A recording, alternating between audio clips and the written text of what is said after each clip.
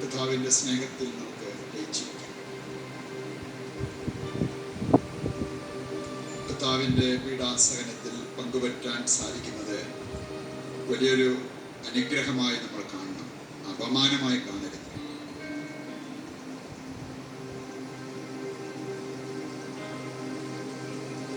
നമ്മുടെ ജീവിതത്തിൽ പരീക്ഷണങ്ങൾ, പ്രലോഭനങ്ങൾ ഉണ്ടാകുമ്പോൾ എടുക്കേണ്ടതുപോലെ എടുക്കാൻ സാധിച്ചാൽ അതെല്ലാം ആത്മീയ കരുത്ത് നമുക്ക് പകരും.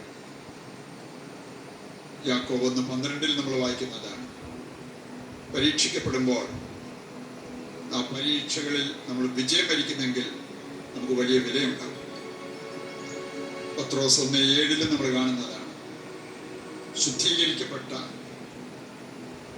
വിശ്വാസം, പരീക്ഷകളെ അതിജീവിച്ച വിശ്വാസം സ്വർണത്തേക്കാൾ, ഏറ്റവും ശുദ്ധമായ സ്വർണത്തേക്കാൾ വിലയുള്ളതാണ്. പ്രഭാഷകൻ 2:5 നമ്മൾ കാണുന്നുണ്ട്.